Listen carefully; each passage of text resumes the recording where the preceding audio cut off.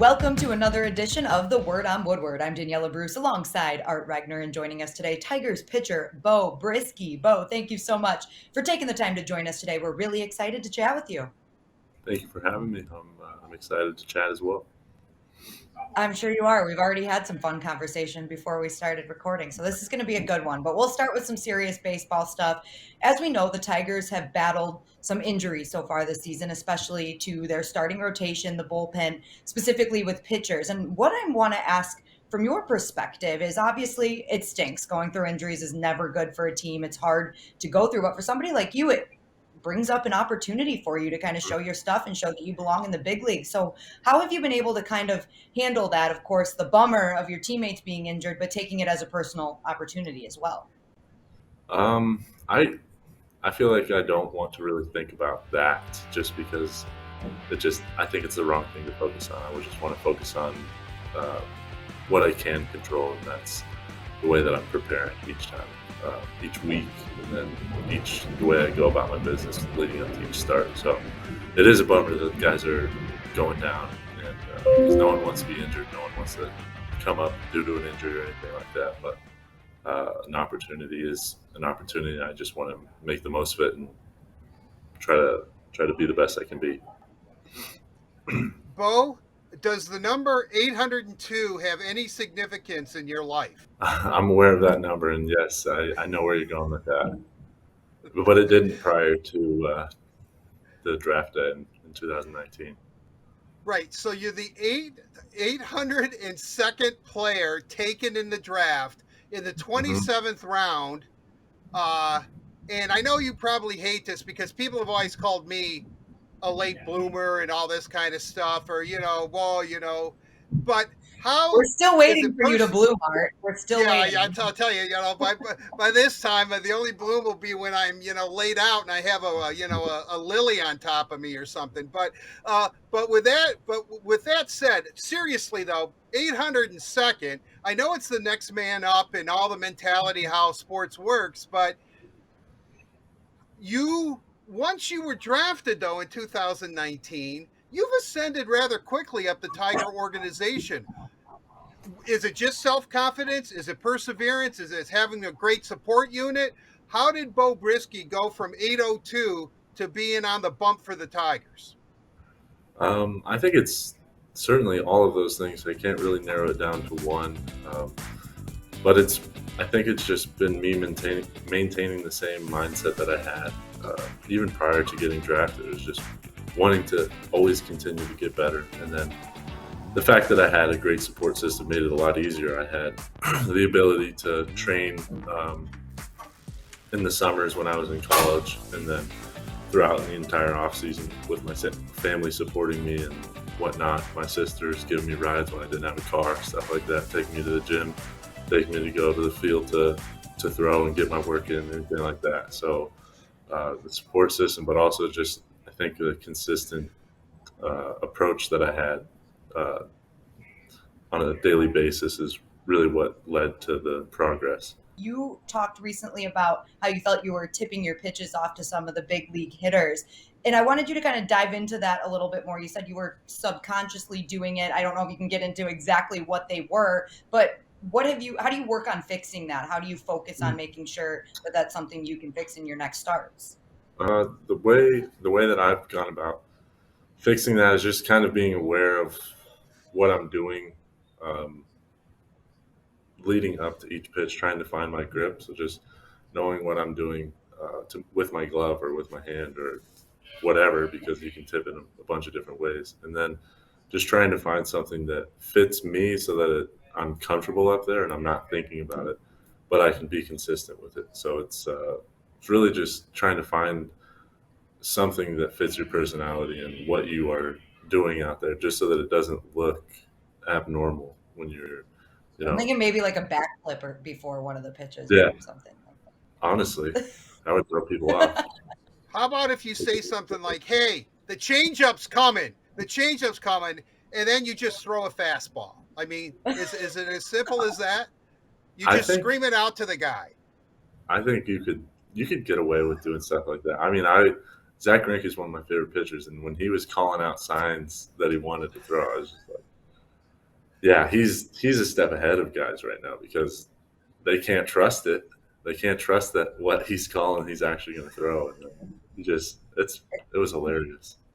Yeah, Isn't that a fine line though between you don't want to obsess with what you're doing because if you think too much about it, you're not going to be successful because you're inside your own head. yeah, How correct. difficult is it for you to manage? I mean, that's got to be tough. I mean, is it going to Yes, take more than one or two starts to kind of figure it out? to feel fully confident and comfortable. I think that's tough to say. It's really hard to be able to say because I don't want to, like you said, I do not want to be thinking about that when I'm out on the mound. I want to just think about getting the pitch call and then going to execute the pitch. If you're thinking about the wrong things, I think you could get in some trouble pretty fast. So Oh yeah. um, I try to take care of all of that, anything like that, whether it's mechanics or anything that I'm working on, just leading up to the start, and then when you're out there on the mound competing, you just got to focus on competing, and that's it. Just trust everything leading up to it. I still think it's some kind of like gymnastics move. Like you've seen the gymnast throw out the first pitch and do like the cartwheel or Yeah, the or whatever, and then throw the pitch. Yeah, you gotta work on something like that. Maybe that's the secret. I'm willing to You know, try. though, Dan, the way the injury bug has been plaguing the Tigers, I don't Yeah, want Bo to maybe be not. doing Not a back great idea. somersaults on the mound or anything. Just That's fair. maintain it. Yeah, don't go nuts on us. I mean, do whatever No, yeah, will help you because we're your biggest fans. But yeah, just Daniela wants you to bring out a balance beam or something. Don't do that. yeah. I won't. I won't. I All don't right, even think fine. I We'll can get do away from that. We'll get away from that then. We'll get it. away from that. So what has some of the feedback been from, we talked to a few Tigers pitchers now, and we always ask about Chris Fetter, and we hear great things about him. What's some of the feedback been from him, and what have you been able to learn from him from your time here in Detroit? A lot of it is just it's mentality, it's confidence based stuff. It's you got to trust yourself. Really, trying to get yourself to a place where you're fully convicted in every single pitch that you throw, and you are confident going into each outing. Um, because really, that's the most important thing. Every guy has good stuff that gets up here, and if you execute it, you're going to get outs. So it's really just trying to find the way that you can be the most consistent um, as far as going out there and executing. So, and then obviously there's some strategy that goes in that probably will keep to myself, but uh, he's really good in that aspect as well as far as like the way that you want to approach a lineup and sequence your stuff, everything like that. It's been a lot of help. All right. We asked Alex Faedo this same question too when we had him on. Well, I asked him. I wanted to know what the best part of the big leagues is outside of baseball. Is there anything that's super fun, something that surprised you about being a big leaguer? Um, I think the best. I'll tell you what The he said too after.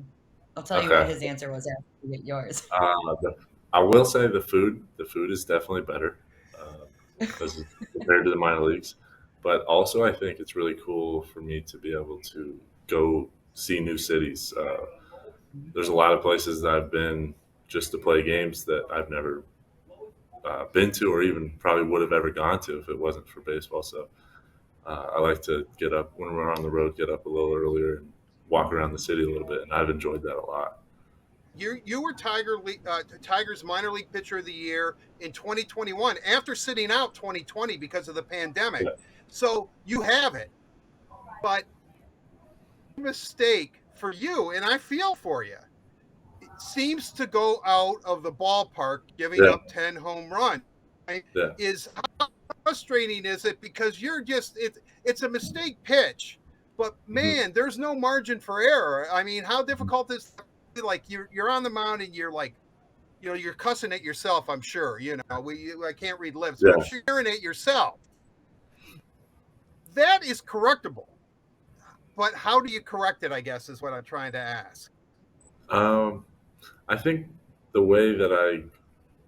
best way to go about it for me is to not necessarily focus on the result and more about the internal process of how it happened. So yesterday, the way I the way I like to look at it was the first one that I gave up a solo shot.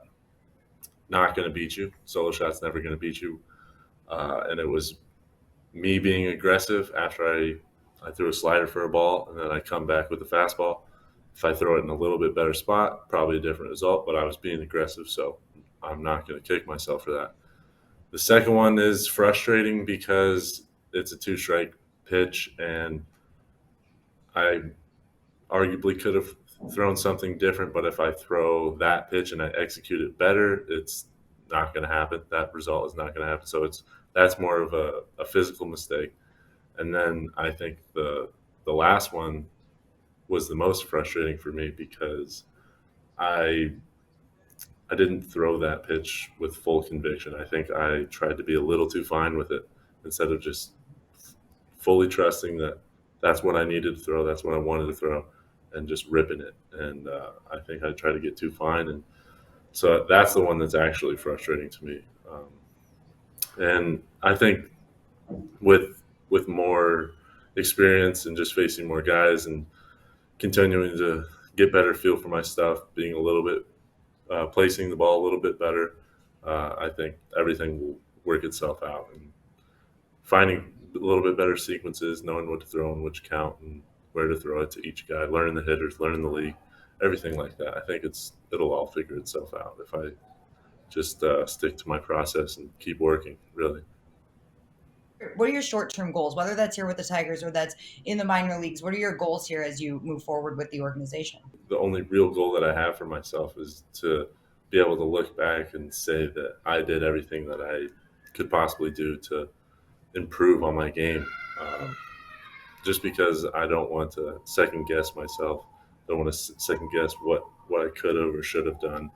I want to be able to come in, look back and say that every single day that I had the opportunity to come here and work, I did. And so I try to take that approach more than an external goal or anything like that, because I think I'll get myself in trouble if I have done it in the past, is wanting something so bad that really is out of my control,